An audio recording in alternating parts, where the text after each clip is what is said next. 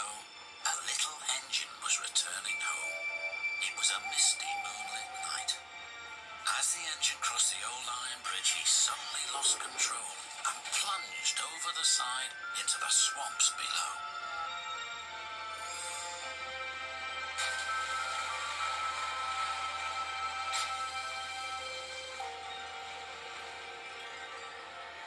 He was never found again, but many a workman will tell you that when the moon is full, they have seen the little engine trying to get home, but he never reaches the other side.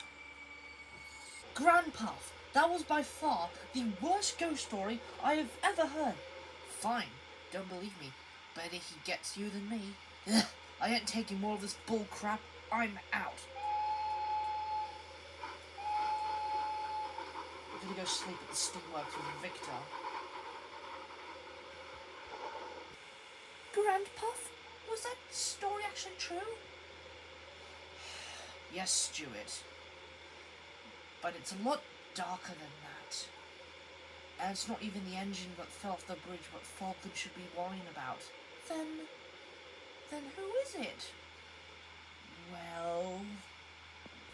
Honestly, that engine's losing his mind in his old age. We should probably get the train doctor to come and take a look at him.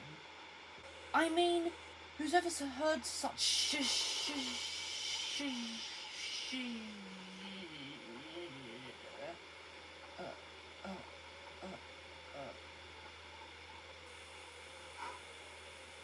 Oh. Hello, Falcon. Who on earth are you? I am the Devil.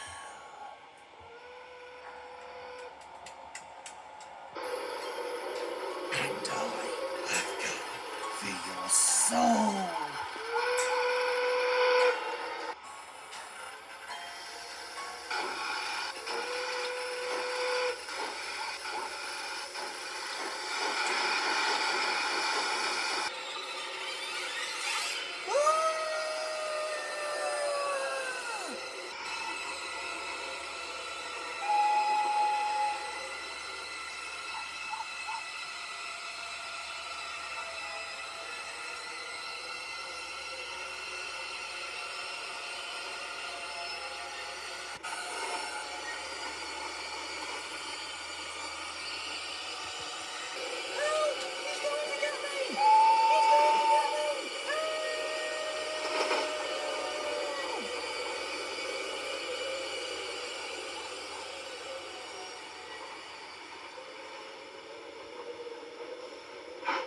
Christ on a train!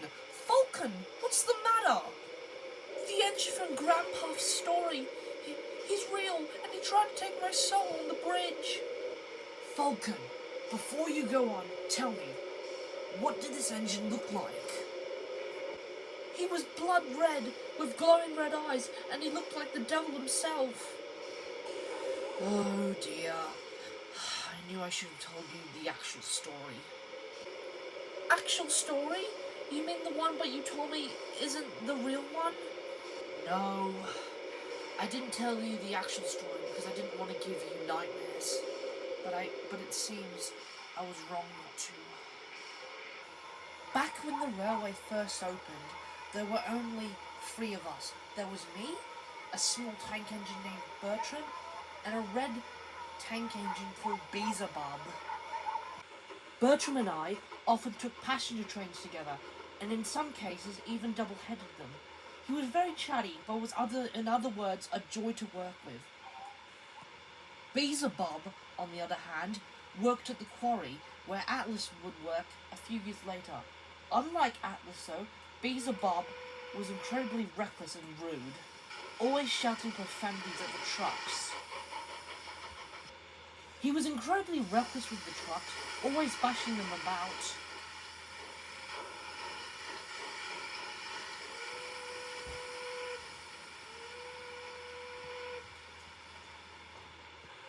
However, when Beelzebub was really angry, he would begin to drool, and his eyes would turn red.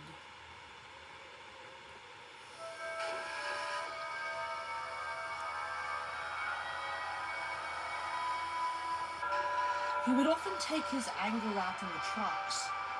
One time, he even threw an entire loaded goods train off the side of a cliff.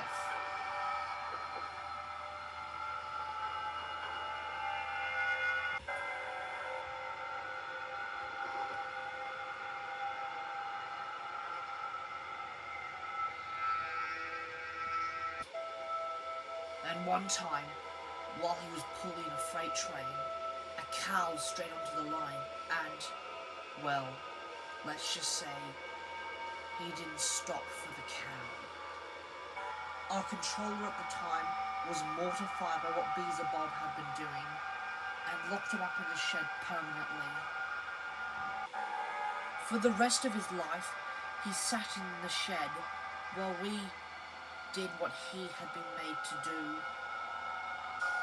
Every time we went near his shed, he'd always give us icy cold glares.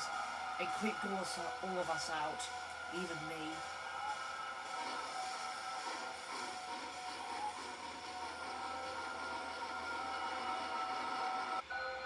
However, one night, something odd happened.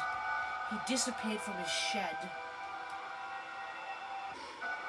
At the same time, Bertram was coming back from the steamworks after dropping something off. However, he had no idea, but someone was waiting for the right moment to pounce.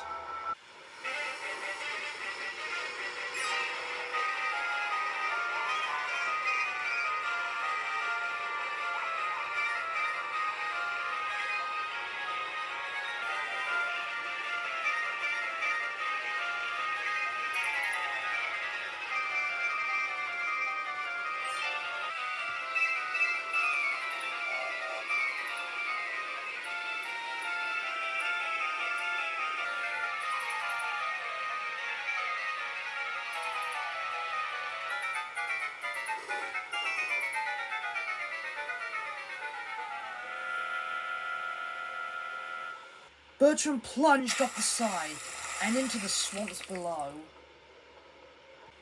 Beelzebub was still on the bridge. However, he had derailed and was hanging over the side.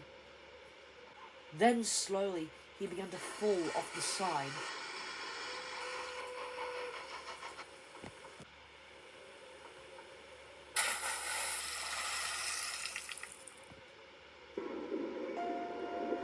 The next day, they found the remains of Bertram at the bottom of the marshland, as well as the bodies of his driver and fireman. However, no trace of Beelzebub was found. It was like he had vanished into thin air. After that, the railway was temporarily closed. When the railway was eventually reopened, we received 2 new engines in the form of Atlas and Crimson. So that's why we were brought here?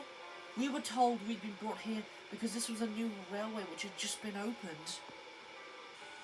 Crimson, would you have been able to control yourself once you'd heard the truth?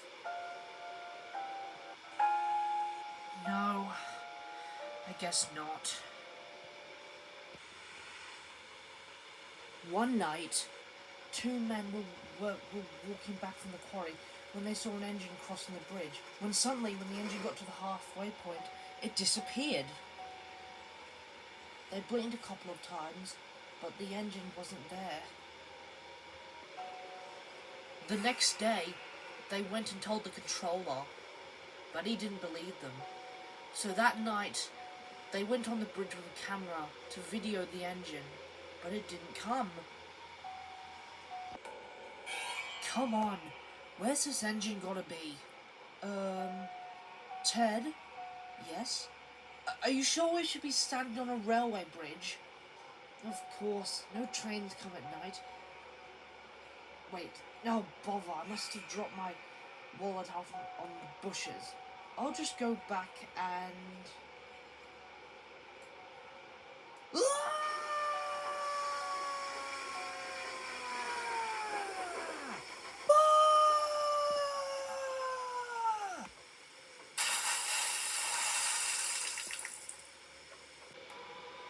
The next day, they found the bodies of the men at the bottom of the lake. However, they weren't able to retrieve what was on their camera, given that it was waterlogged completely. And every year, on the anniversary of his death, Beelzebub roams the bridge, looking for people on it, so then he can take their souls. And with that statement, all the engines went to sleep. However, there was something that Duke hadn't included in the story, simply because he didn't know this was a part of it. What Duke hadn't included, because he didn't know, was there was another engine haunting the bridge, one who was constantly trying to get to the other side. However, he failed every time.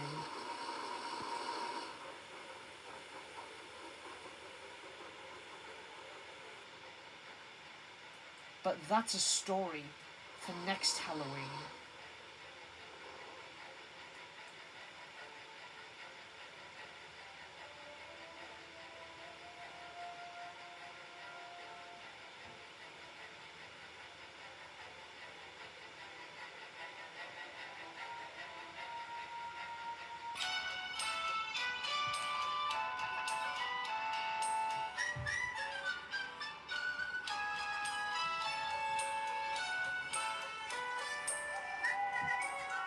So don't be afraid, don't be afraid, don't be afraid of the dark. Boo, boo, choo choo. Don't be afraid of the dark. It's easily explained. You see why things go bump in the night. Boo, boo, boo, choo choo.